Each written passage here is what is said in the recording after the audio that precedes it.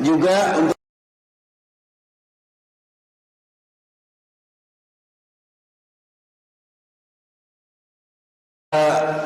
oleh-oleh bagi kita barangkali pada kesempatan yang bermanfaat ini, yaitu tentang zikir, ya, yang hendaknya zikir yang mulia ini akan terus menjadi sunnah yang mulia bagi kita atau rutinitas yang mulia bagi kita untuk kita mengisi waktu-waktu kosong kita, dan juga untuk kita jadikan zikir ini sebagai wirid rutin kita dan menjadi perkara-perkara yang dapat membasahi lisan kita untuk berzikir kepada Allah Subhanahu wa taala. Dalam sebuah kutaib yang beliau tulis, Fadail al-Kalimat al-Arba'. Jadi ada beberapa kalimat atau beberapa zikir yang sangat bermanfaat, yang itu tertuang dalam 4 lafaz zikir, yaitu subhanallah, walhamdulillah, la ilaha illallah, Allahu akbar. Ya, ini 4 kalimat yang dikumpulkan oleh Syekh Abdul Razak. Ada 12 hadis yang menunjukkan tentang kemuliaan kalimat tersebut untuk kita jadikan sebagai zikir rutin kita di setiap keadaan, di setiap waktu kosong kita bisa mengisi dan membasahi lisan kita dengan berzikir kepada Allah, ya, yaitu dengan mengucapkan zikir-zikir yang 4 tadi. Subhanallah, walhamdulillah, wala ilaha illallah, wallahu akbar. Apa dalil-dalil tentang keutamaan zikir tersebut?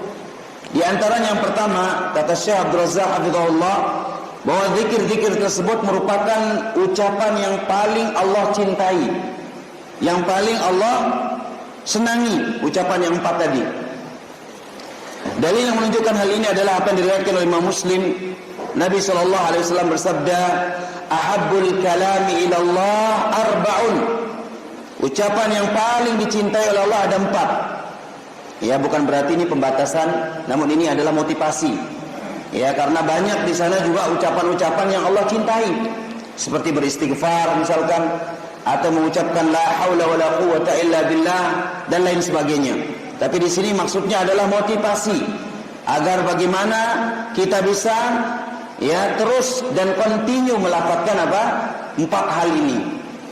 La yadurruka bi ayyatihinna bada'ta. Dan tidak mengapa dari mana saja engkau memulai zikir tersebut. Artinya boleh kita mulai mungkin dengan Allahu Akbar, boleh kita mulai juga dengan Alhamdulillah dan seterusnya. Tapi kalau kita mau urutkan juga, ya, 4 hal itu, Subhanallah, walhamdulillah, wala ilaha illallah, wallahu akbar, itu juga mulia. Maka beliau mengatakan, adapun lafaz tersebut yang 4 itu adalah, yaitu Subhanallah, walhamdulillah, wala ilaha illallah, wallahu akbar. Ini menunjukkan para jemaah sekalian, anjuran untuk kita senantiasa apa? Berzikir dan mengucapkan 4 hal tersebut. Dalam hadis lain, dalam riwayat Imam At-Tayalisi dalam Mustadnya, beliau meriwayatkan dengan redaksi hadis yang berbeda, arba'un hunna atyabul kalam wa hunna minal Qur'an la yadurruka bi ayyatihinna bada'ta subhanallah walhamdulillah wa la ilaha illallah wallahu akbar. Ya, ada 4 hal, yang mana 4 hal itu merupakan sebaik-baik ucapan. Ya, kalau tadi apa? Ucapan yang paling dicintai. Kalau sekarang sebaik-baik ucapan. Dan ucapan tersebut telah termaktub di dalam Al-Quran. Yang kalau kita baca Al-Quran para jemaah dari awal surat Al-Fatihah sampai An-Nas, ya, pasti kita temukan lafaz yang 4 ini. Ada subhanallah, ada juga ucapan alhamdulillah, ada la ilaha illallah, ada juga Allahu akbar. Kalau kita mau baca, antum perhatikan di setiap ayat, setiap surat yang antum baca, dan setiap baris yang antum baca dari Al-Quran, antum akan temukan, ya, lafaz-lafaz ini banyak terulang-ulang, banyak disebut-sebut di dalam Al-Quran.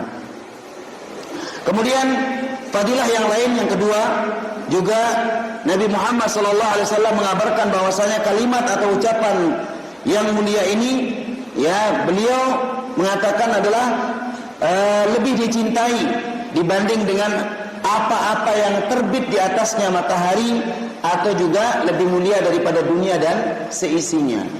Jadi ketika lisan ini mudah untuk mengucapkannya, para jemaah sekalian, ketika kita diingatkan oleh Allah untuk bisa mengisi waktu kosong kita dengan mengucapkan kalimat yang 4 ini sebenarnya lebih mulia, lebih nikmat daripada dunia dan seisinya.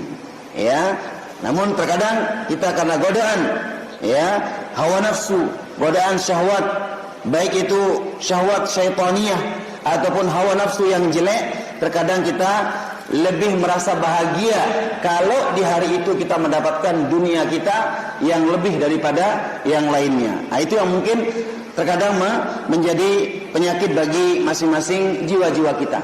Kita hanya menilai konkretnya kebahagiaan itu kalau nilai dunia yang kita dapat lebih banyak di hari itu. Tapi tidak pernah kita berpikir pada hari itu lisan kita mudah nggak tergerak untuk mengucapkan 4 kalimat ini.